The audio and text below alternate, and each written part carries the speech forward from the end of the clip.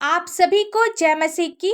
आज का ठहराया हुआ पवित्र वचन है इब्रानियों की पुस्तक 12 अध्याय का 11 पद, जिसमें लिखा है, वर्तमान में हर प्रकार की ताड़ना आनंद की नहीं पर शोक ही की बात दिखाई पड़ती है। तो अभी जो उसको सहते सहते पक्के हो गए हैं, बाद में उन्हें चैन के साथ धर्म का प्रतिफल मिलता है। वचन में आगे बढ़ने से पहले आप हमारे चैनल पर नए हैं तो चैनल को सब्सक्राइब करें, ऑल नोटिफिकेशन ऑन करें, ताकि परमेश्वर की महिमा के लिए जितने भी वीडियोज डाले जाए वो आप तक पहुंच सके। मेरे प्रियो, वचन कहता है, वर्तमान में हर प्रकार की ताड़ना आनंद की नहीं पर शोक ही की बात दिखाई पड़ती है। यानी हमारे जीवन में जो दुख है, जो परेशानी है, जो गरीबी है, बीमारी है, जिससे हमारा जीवन संघर्ष से भरा हुआ है, अपने दुख को देखकर हम सभी निराश हो जाते हैं। तो ऐसे समय में वचन कहता है, तो अभी जो उसको सहते सहते पक्के हो गए हैं, बाद में उन्हें चैन के साथ धर्म का प्रतिफल मिलता है।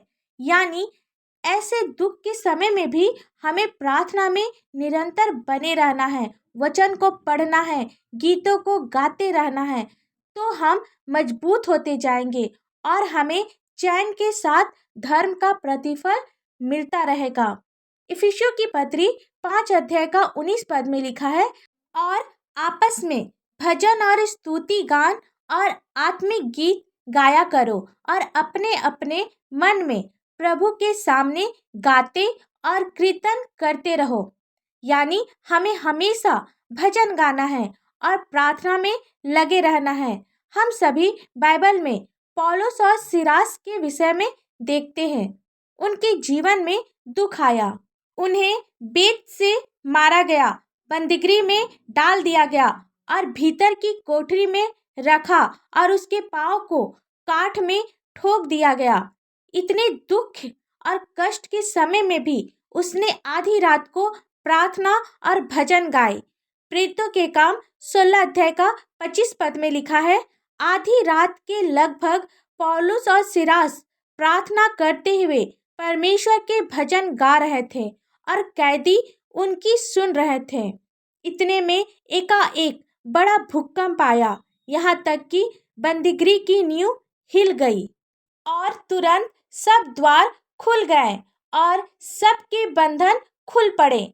यहाँ हमने देखा कि पौलुस और सिलास दुखी हैं, कैद में हैं, फिर भी वे लोग आधी रात तक प्रार्थना और परमेश्वर के भजन को, गीतों को गा रहे हैं। और ऐसा हुआ कि अचानक भूकंप आया और सभी के बंधन खुल गए, क्योंकि वचन भी कहता है, जो दुख को सहते सहते पक्के हो जाएंगे, बाद में उसे धर्म का प्रतिफल मिलता है।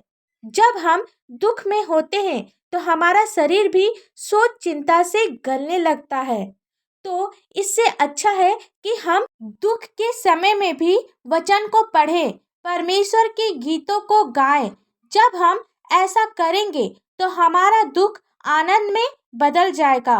आप विश्वास करें, वचन कहता है 2 कुरिन्थियों 4 अध्याय का 17 पद में, क्योंकि हमारा पल भर का हल्का सा क्लेश हमारे लिए बहुत ही महत्वपूर्ण और अनंत महिमा उत्पन्न करता है।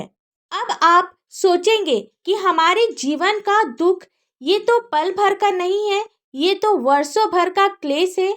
आप ध्यान दें, परमेश्वर की दृष्टि में 1000 वर्ष एक दिन के बराबर है। इसीलिए परमेश्वर की नज़र में हमारा क्लेश, हमारा दुख पल भर का ही है। इसलिए आप विश्वास करें कि आपके दुखों को परमेश्वर बहुत जल्द आनंद में बदलेगा। आइए हम सब प्रार्थना करें। धन्यवाद धन्यवाद धन्यवाद हो पिता परमेश्वर, हालेलुया हालेलुया हालेलुया। स्तुति स्तुति स्तुति हो, स्वर्ग धाम में हो सन्ना। पिता हम आपको लाखों लाख धन्यवाद देते हैं आज के सुंदर से दिन के लिए पिता, और विशेषकर आज के सुंदर से वचन के लिए आपको धन्यवाद देते हैं। वचन को समझने में, वचन के अनुसार चलने में आप हमारी सहायता और मदद कर पिता। जितने भी भाई बहन, बच्चे, बुजुर्ग, नौजवान इस प्रार्थना को सुन रहे पिता, आपसे कुछ मांग रहे पिता, आप सभी की आवश्यकताओं को पूरा कर पिता। सभी के दिल और दिमाग को खोल पिता, ताकि ये लोग आपके गुण भेद को समझ सके पिता परमेश्वर, आपके बताए हुए अच्छे मार्गों पर चलने पाए पिता। आज का वचन हमें सिखाता है कि अपने दुखों को सहते सहते पक्के हो जाओ, ताकि धर्म का प्रतिफल तुम्हें मिल सके। हाँ पिता परमेश्वर, आप हमें हमारे दुखों को सहने की शक्ति दे, ताकि हम सभी आपके धर्म के प्रतिफल को पा सके पिता। जितने भी भाई बहन आज दुख में है पिता, आप इनके दुखों को आनंद में बदल पिता परमेश्वर। बीमार लोगों के लिए प्रार्थना करते हैं पिता, जो अपने बिस्तर में पड़े रहते हैं, आईसीयू में भर्ती है पिता, जो अपने बिस्तर से उठ नहीं सकते, होने दे पिता। हर एक प्रकार की बीमारी दूर होने पाए यीशु मसीह के पवित्र मीठे नाम से पिता। हर प्रकार की पेट की समस्या, सिर का दर्द, पैरों का दर्द दूर होने पाए यीशु मसीह के पवित्र मीठे नाम से पिता। उन भाई बहनों के लिए प्रार्थना करते हैं जिनके पास अपना कोई संतान नहीं है पिता, आप उन्हें सुंदर से संतान की आशीष दे।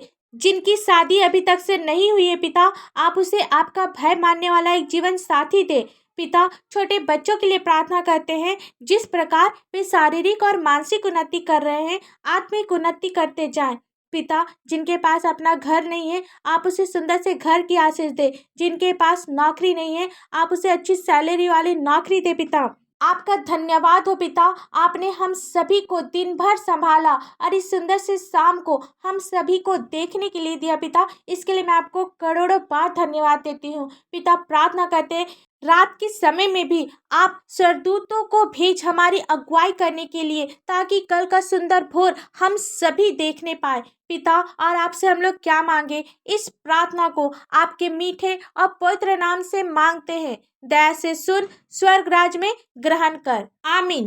परमेश्वर का यह वचन आप सभी के पास पहुँचे और आशीष का कारण बने, इसके लिए आप हमारे चैनल को लाइक, शेयर और सब्सक्राइब करें। धन्यवाद।